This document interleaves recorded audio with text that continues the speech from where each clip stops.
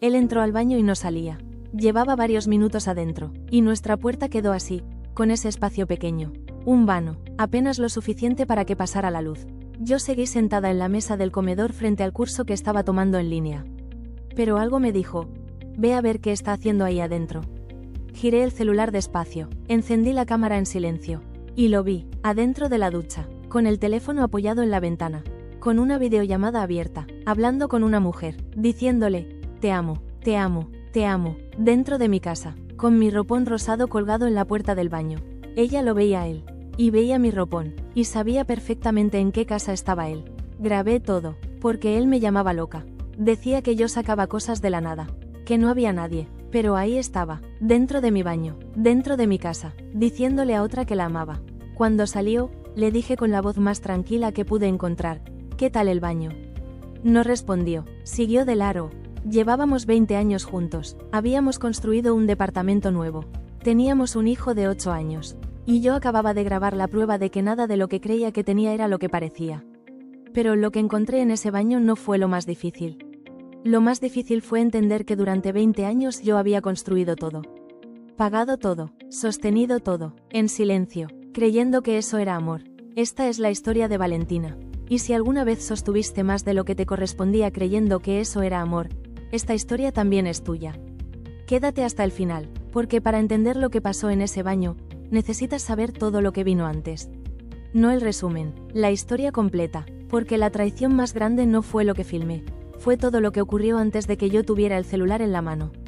Mi nombre es Valentina, y como la mayoría de las mujeres de mi generación en América Latina, crecí creyendo que el amor verdadero se demuestra con sacrificio.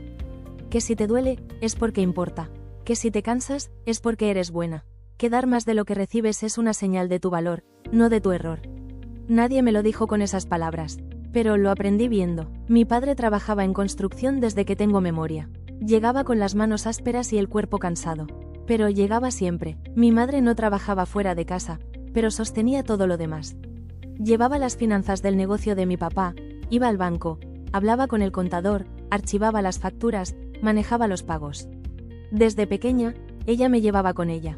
Me mostraba los números, me explicaba cómo funcionaba todo. Me enseñó sin palabras que una mujer capaz no necesita que le digan qué hacer. Lo hace. Mi abuela vivía en el fondo de nuestra casa, y yo la adoraba. Me quedaba en su casa hasta tarde viendo televisión, aprendiendo a cocinar con ella, revisando sus cosas con esa curiosidad de niña que todo lo toca y todo lo quiere entender. Cuando llegaba la hora de dormir, mi papá venía a buscarme. Y yo me iba a regañadientes, porque ahí, en esa casa chiquita y llena de olor a guiso y a jabón de barra, me sentía completamente en mi lugar. Soy la del medio de 3 hermanos. Siempre fui la tranquila, la que cuida antes de pedir, la que resuelve sin quejarse, la que no da problemas porque sabe que ya hay suficientes. Tenía una tía cuyo marido se fue a trabajar al extranjero por una temporada larga. Y yo, que era todavía una adolescente, iba a dormir a su casa todas las noches para hacerle compañía. Para que no estuviera sola, para que sintiera que había alguien. Nadie me lo pidió con ese nivel de detalle. Yo sola lo vi, y fui. Eso que parece una virtud cuando eres niña se convierte, con los años, en una trampa. Porque aprendes a priorizar todo y a todos antes que a ti misma. Y lo llamas amor, y lo que debería llamarse agotamiento, lo llamas fortaleza. Lo que nadie me enseñó es que ese esfuerzo tiene que ser recíproco para ser amor.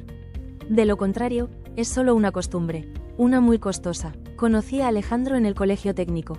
Teníamos 16, 17 años. Llegó como amigo, de los buenos. Era extrovertido, hacía reír a todo el mundo, llenaba cualquier cuarto de energía. Pero también tenía algo que no todos los chicos de su edad tenían, responsabilidad real. Trabajaba para pagarse los estudios él solo. El colegio era privado y él se había buscado la manera de costearlo sin depender de nadie. Eso me impresionó profundamente. Empezamos a frecuentarnos más, él pasaba por mi casa. Mi familia lo fue conociendo. Había una comodidad natural entre nosotros que no requería esfuerzo. Hubo un periodo en que yo estaba triste por un chico que no resultó. Alejandro me llamaba, me escuchaba, me consolaba desde el teléfono de la casa. Una vez se operó de las amígdalas y yo le llevé helado porque solo podía comer cosas frías. Así éramos, y yo empecé a cuidarlo. En los días de trabajo él no llevaba comida. Yo lo llamaba para que viniera a almorzar conmigo. Los días que no podía salir, yo pedía algo y se lo enviaba. Un día de invierno que hacía mucho frío, Él fue a trabajar sin una camisa adecuada para la temperatura. Durante el descanso fui a una tienda, compré una camisa social y se la mandé. Lo cuidaba, eso era lo que hacía. Y lo hacía con gusto, con genuino afecto, sin llevar ninguna cuenta. No lo hacía esperando nada a cambio. Lo hacía porque me habían enseñado que el amor se cuida, que la persona que te importa merece que te esfuerces por ella. Lo que nadie me enseñó es que ese cuidado tenía que volver. Nos hicimos novios sin un momento exacto de declaración. Fue algo que simplemente pasó. Empezamos a usar anillos de compromiso. Fuimos a buscar apartamento juntos. Recorrimos opciones durante meses. Había uno en la zona sur de la ciudad que a él le gustó mucho. Mandó la documentación. Por alguna razón que nunca quedó del todo clara, no resultó. Seguimos buscando. Un día, pasando por un barrio que no conocíamos bien, vimos la estructura de unos edificios en construcción. Nos detuvimos, entramos a preguntar, y cuando vimos el departamento modelo, los dos supimos que era ahí. Lo compramos, lo mostramos a nuestras familias, a nuestros amigos, esa felicidad de mostrar a los que quieres el lugar donde vas a vivir. Esa mezcla de orgullo y vértigo que es comprometerse con un espacio antes de ser los que van a llenarlo. Y yo, que siempre fui organizada, anoté cada detalle en un cuaderno. El pago de la entrada, los plazos, los costos de los trámites. Yo lo llevaba todo, porque así era yo, y porque eso era lo que hacía. Marcamos la fecha del casamiento. 350 invitados. Yo organiqué con acento agudo todo con la misma meticulosidad con que organizaba los cuadernos de las finanzas del hogar. El vestido, la iglesia, los detalles de la fiesta. El pastel de 35 kilos que tuvo que llegar en camioneta porque no cabía en ningún otro vehículo. Ese día fue hermoso, lo digo sin dudarlo, aunque todo lo que vino después, ese día fue hermoso. Y yo pensé que así sería siempre, así de simple, así de ingenuo, así de humano. Con el tiempo nos graduamos los dos, conseguimos mejores empleos, juntamos dinero, compramos juntos un departamento, nos comprometimos, nos casamos. 350 invitados, fue el día más hermoso de mi vida. Me casé en la iglesia que siempre imaginé, con el vestido que elegí, rodeada de toda mi familia. Y yo pensé que así sería siempre, así de simple, así de ingenuo, así de humano. Nuestros primeros años de casados fueron buenos. Salíamos, viajábamos, teníamos amigos. Yo trabajaba en un banco con muy buenos beneficios, plan médico de primer nivel, vales de alimentación generosos, prestaciones completas. Él avanzaba también en su carrera en empresas de tecnología. Pero adentro había una distribución que yo nunca cuestioné. Cuando llegábamos a casa después de un viaje, yo desempacaba. Lavaba la ropa de los dos. Organizaba todo de vuelta en su lugar. Cuando llegábamos de una cena, yo recogía la cocina aunque no hubiera cocinado.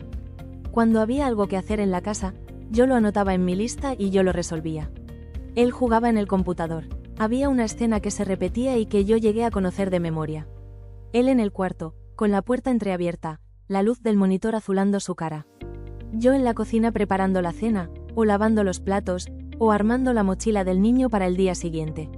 Y el sonido de los clics del teclado llegando desde el cuarto como un ruido de fondo constante, igual que la lluvia, igual que el tráfico. Nunca se ofreció, nunca dijo, espera, yo lo hago. Y yo me quedaba parada a veces en el marco de la cocina mirando hacia ese cuarto. Con las manos todavía mojadas del plato que acababa de lavar. Y no sabía exactamente qué sentía. No era rabia todavía, era algo más parecido al cansancio. El tipo de cansancio que no sabes a quién cobrarle porque nadie hizo nada de forma dramática.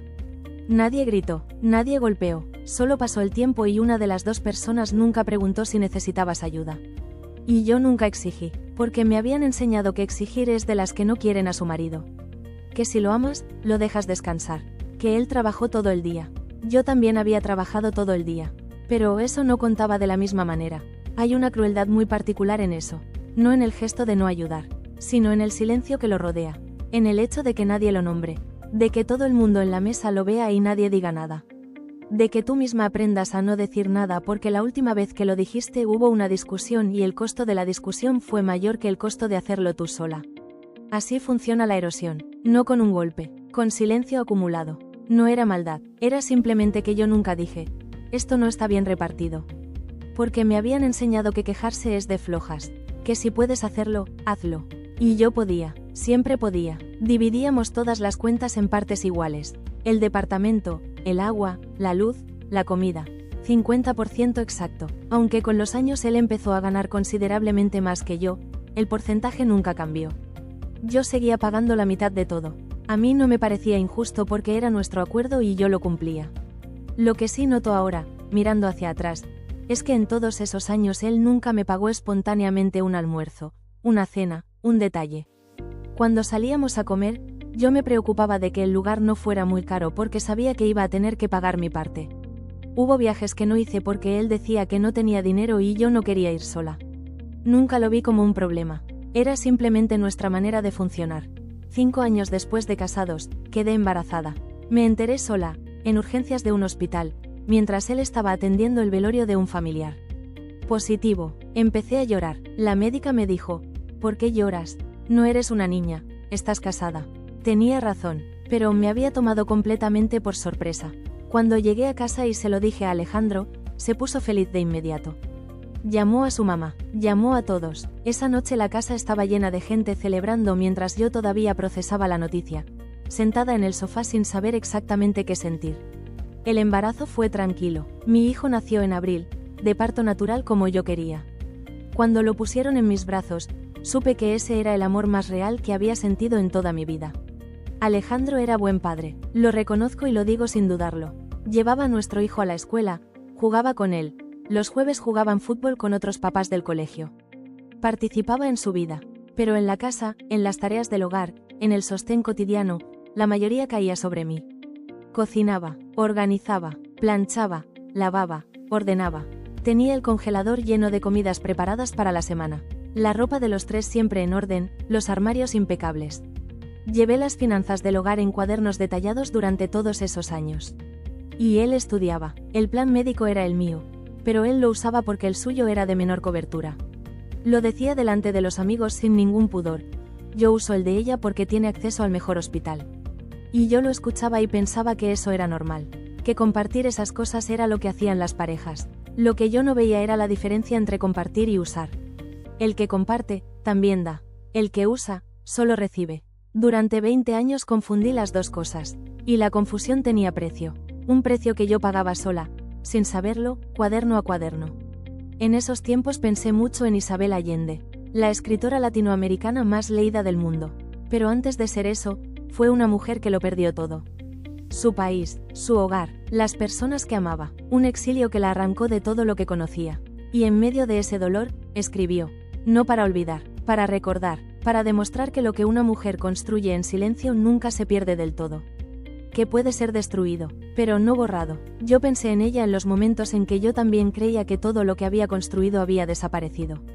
Y me pregunté, ¿y si lo que perdí no era todo lo que yo era? ¿Y si yo también seguía siendo capaz de construir? Esa pregunta me la respondí sola, pero primero tuve que atravesar lo peor.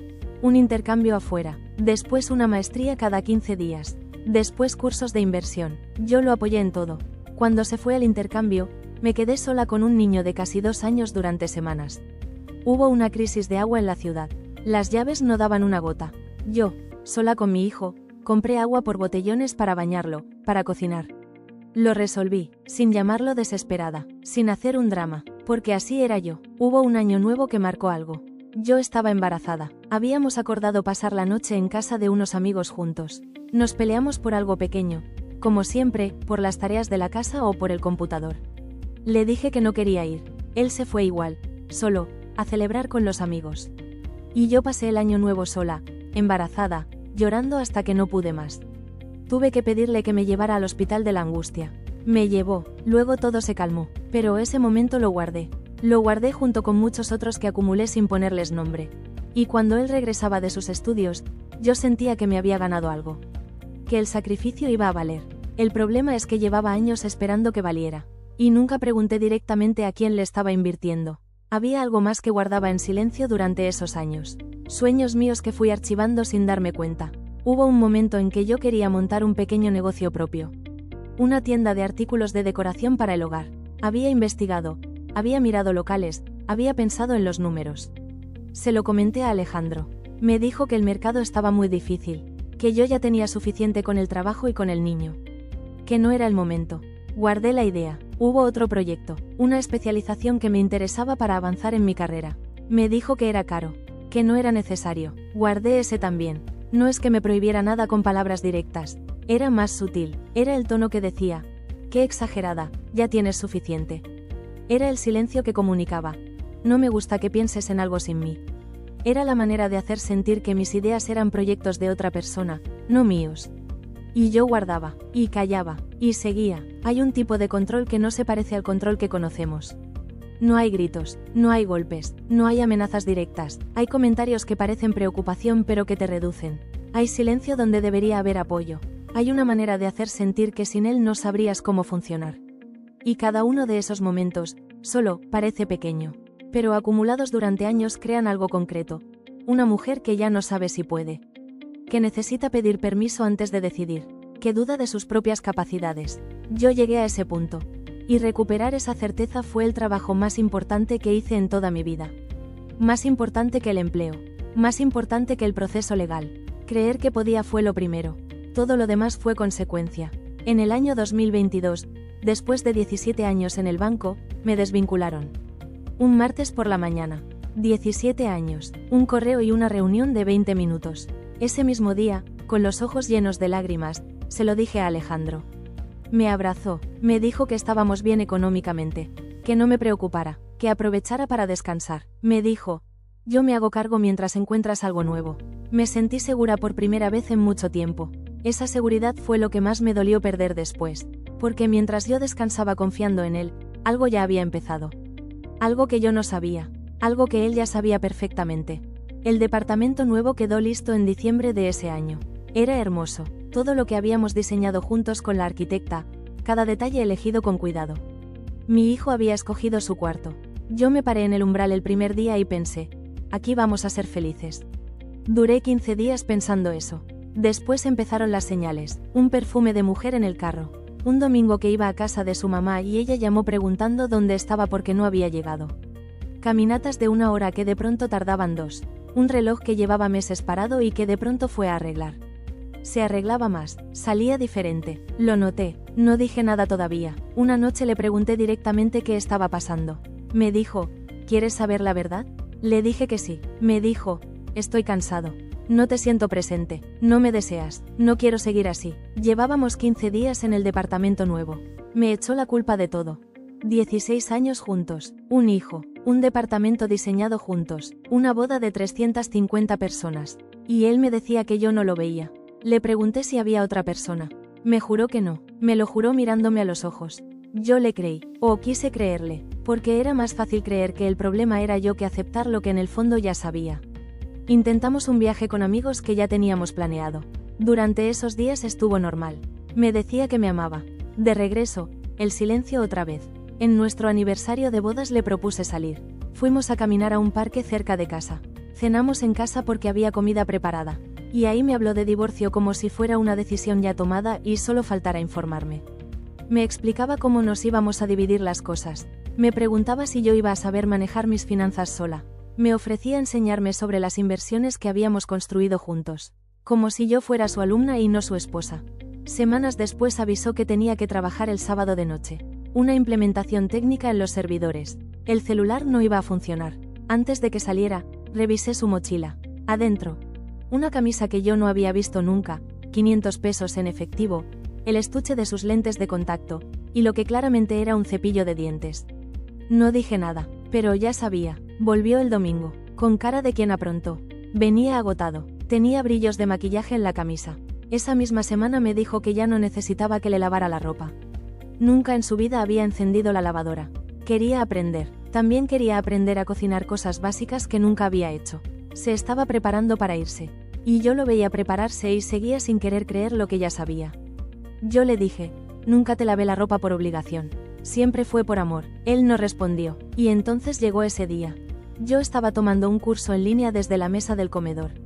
Él entró al baño. Pasaron los minutos. La puerta quedó entreabierta. Ese espacio pequeño, apenas lo suficiente para que pasara la luz del pasillo. Giré mi celular despacio. Encendí la cámara en silencio. Y lo vi, adentro de la ducha, con el teléfono apoyado en el marco de la ventana, con una videollamada abierta. Hablando con una mujer, diciéndole, te amo, te amo, te amo, dentro de mi casa, con mi ropón rosado colgado en la puerta del baño.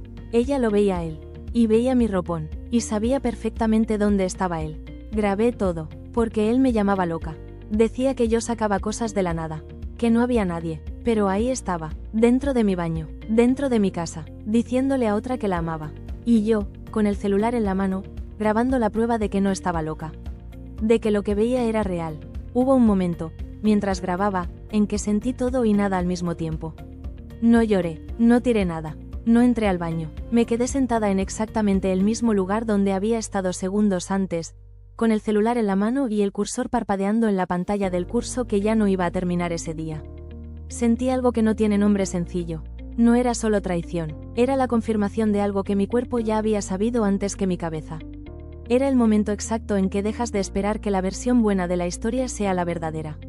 Cuando salió del baño, le dije con la voz más tranquila que pude encontrar, ¿qué tal el baño?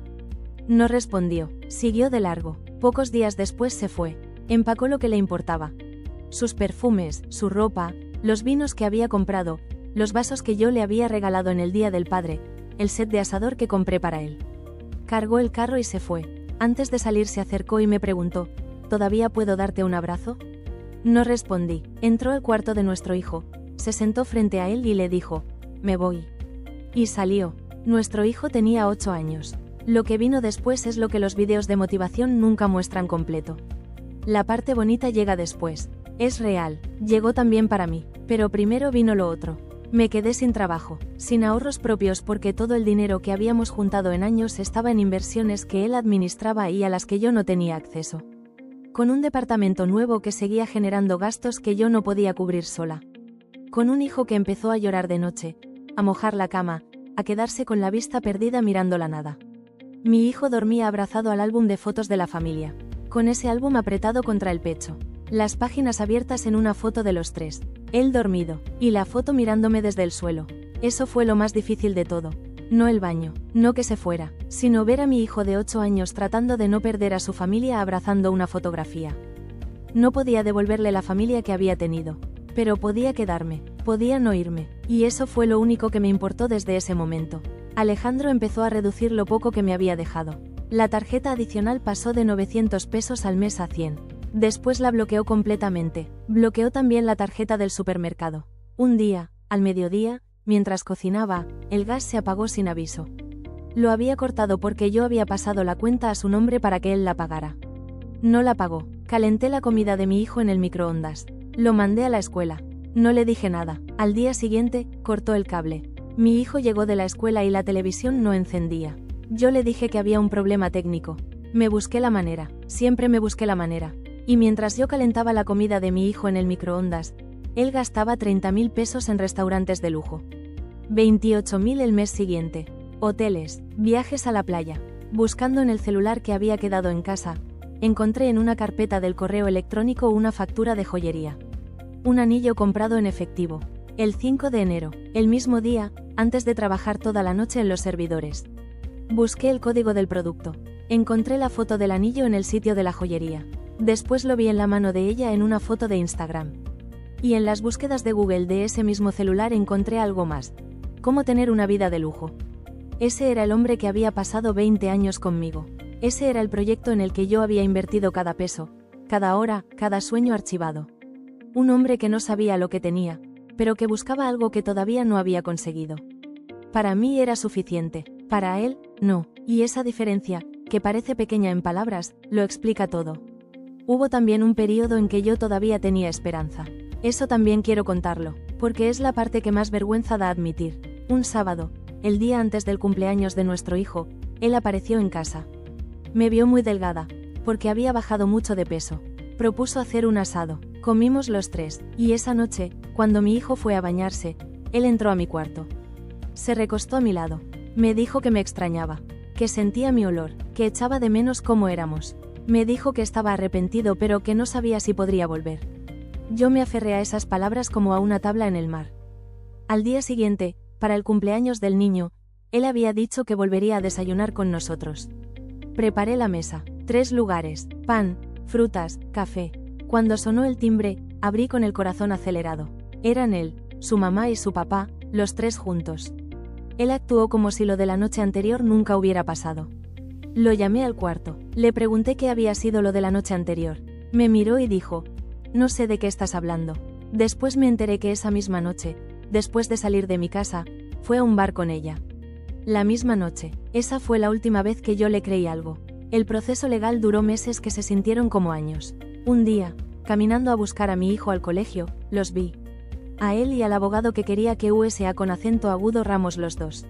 Sentados en el bar de la esquina de nuestra casa, con una cerveza fría cada uno, hablando del divorcio, riéndose de algo. Ahí entendí que tenía que tener mi propia representación, que esto no era un asunto entre amigos, era mi vida. Inicié el proceso yo, porque él, que tanto había hablado de separarse, nunca presentó los papeles. Solo reguló las visitas de nuestro hijo.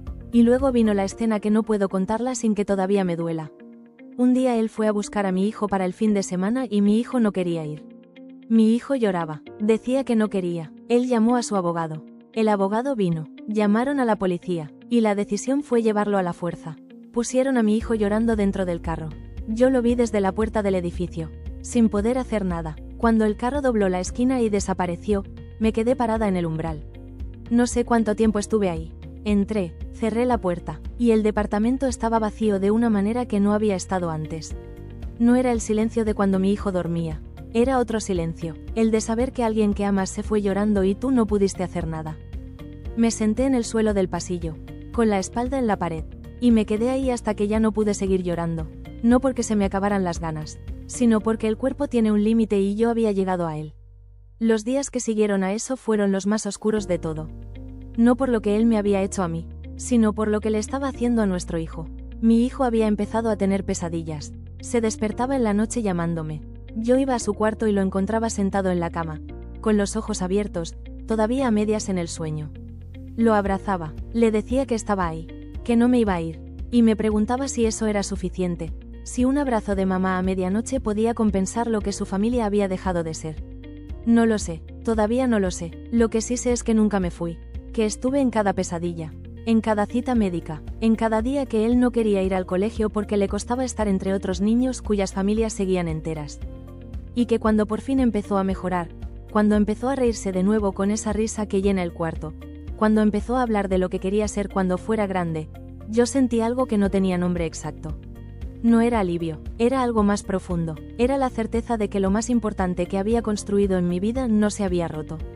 Que seguía ahí, dormía en el cuarto de al lado, y me llamaba mamá. Ese fin de semana no dormí, no supe nada de mi hijo hasta que lo devolvieron. No hubo un mensaje diciendo que ya estaba bien, solo silencio, y yo ahí, sola en el departamento que una semana antes habíamos soñado juntos. Hubo también un día en que fui a una entrevista de trabajo. Iba bien, muy bien, hasta que la entrevistadora me preguntó sobre mi situación familiar. Algo en mí se soltó. Empecé a llorar sin poder parar.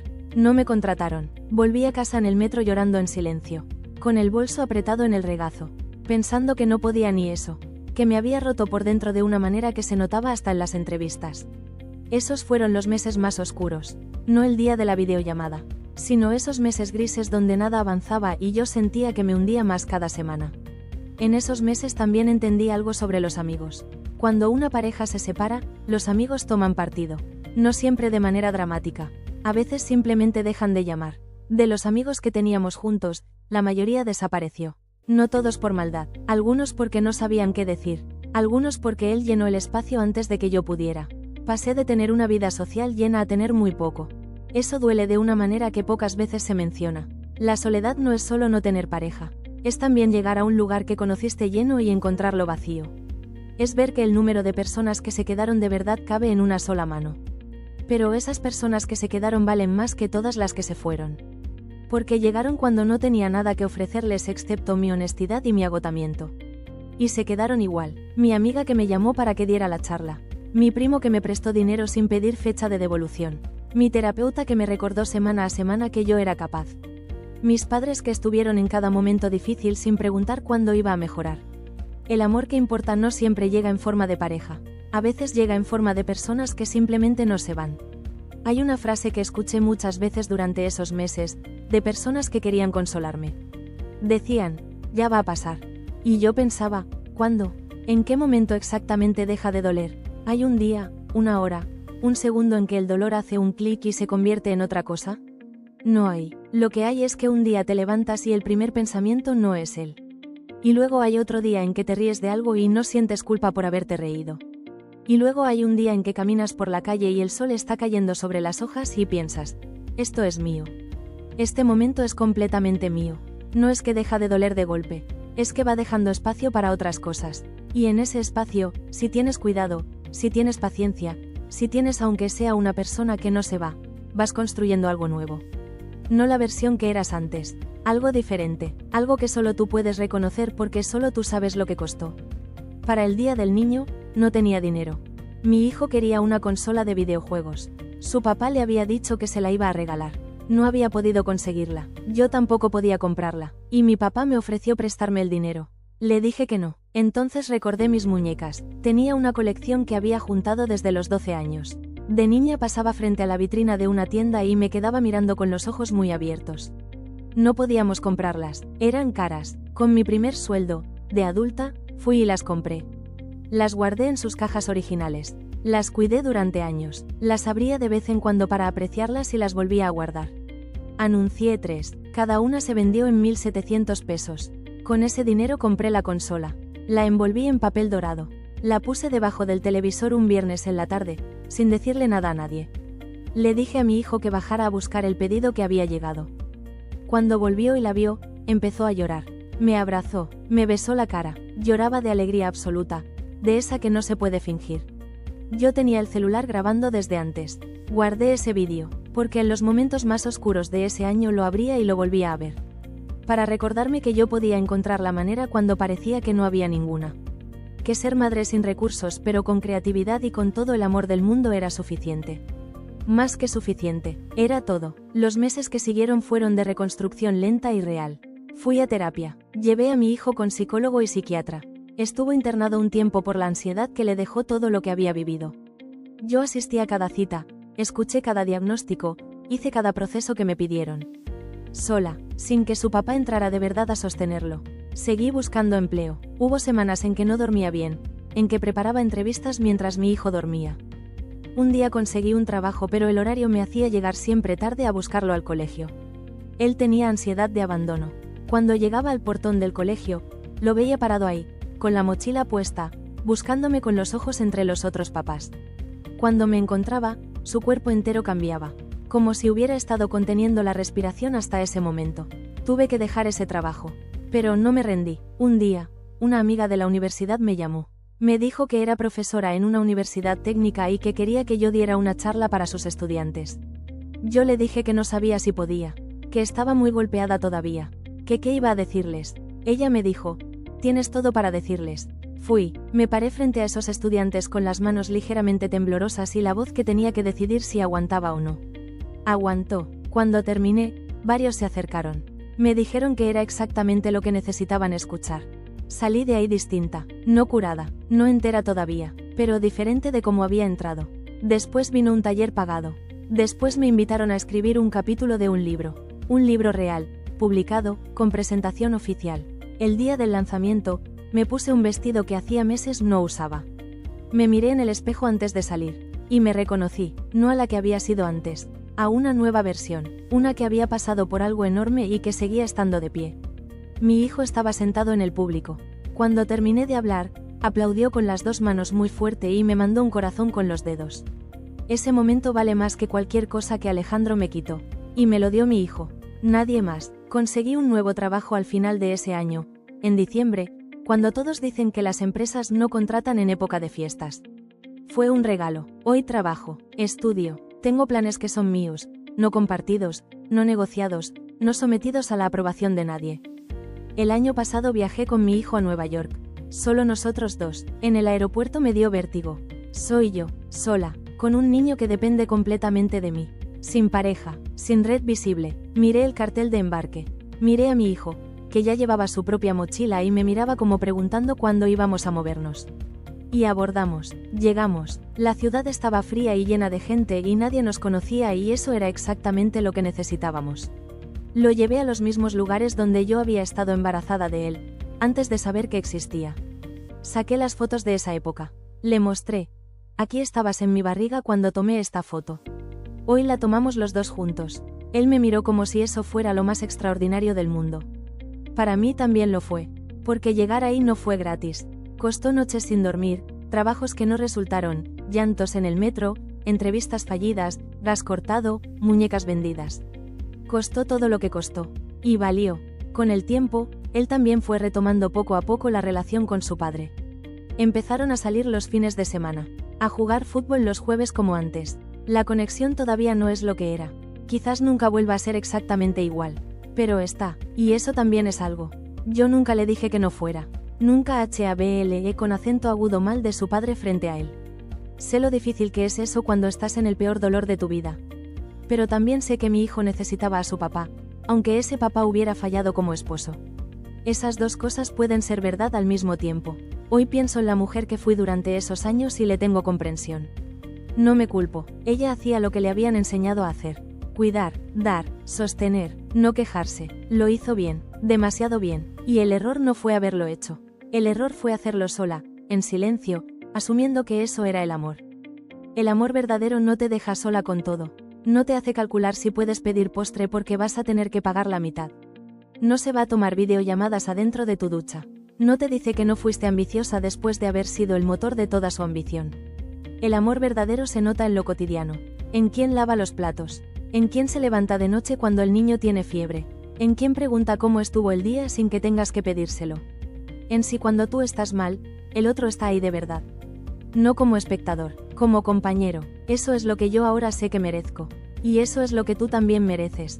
Hay un pensamiento que Isabel Allende lleva en todo lo que escribe. Que las mujeres resistimos, que somos guerreras, que hemos sobrevivido guerras, pérdidas, abandonos, traiciones que nadie debería vivir. Y que seguimos, no porque seamos perfectas, sino porque decidimos que nuestra vida nos pertenece a nosotras. Valentina lo probó, con un hijo de 8 años, con el gas cortado, con sus muñecas vendidas, con nada en la cuenta, y con todo lo que era. A veces la mujer que perdió todo es la misma mujer que por fin pudo encontrarse a sí misma. Si estás pasando por algo parecido, escucha esto. No eres la loca. Esa palabra se usa para que dudes de lo que ves con tus propios ojos. El tiempo que invertiste en alguien que no te correspondió no se recupera. Pero tampoco desaparece del todo, porque cada habilidad que desarrollaste, cada fortaleza que construiste, cada cosa que aprendiste cuidando a otros, eso también es tuyo. Nadie puede quitarte eso. Lo que viene después del dolor más grande de tu vida puede ser lo más genuinamente tuyo que hayas vivido. No lo más fácil, no lo más seguro, pero lo más tuyo. Si esta historia te tocó, compártela con alguien que necesite escucharla hoy. Con tu amiga, con tu hermana, con esa mujer que sabes que está pasando algo parecido y no lo dice. Suscríbete al canal, porque aquí, cada semana, hay una historia de mujer que decidió que ya fue suficiente de vivir para los demás. Y que empezó a vivir para sí misma. Cuéntame en los comentarios. ¿Hubo un momento en tu vida en que dejaste de ser tú para sostener a alguien que no te correspondía? Adoro leer cada respuesta. Y ahora, como siempre te prometemos, llegó tu momento. Cierra los ojos si puedes. Respira. Piensa en esa versión tuya que sostuvo más de lo que le correspondía. En lo que construiste, en lo que guardaste, en lo que callaste. Piensa en las noches que pasaste sola resolviendo lo que debía haber sido de los dos. En las veces que dijiste que estabas bien cuando no lo estabas. En todo lo que cargaste sin que nadie te lo pidiera y sin que nadie te lo agradeciera. Y piensa en lo que pasó cuando por fin dejaste de sostener para otros y empezaste a construir para ti. Porque eso también eres tú. Todo eso también eres tú.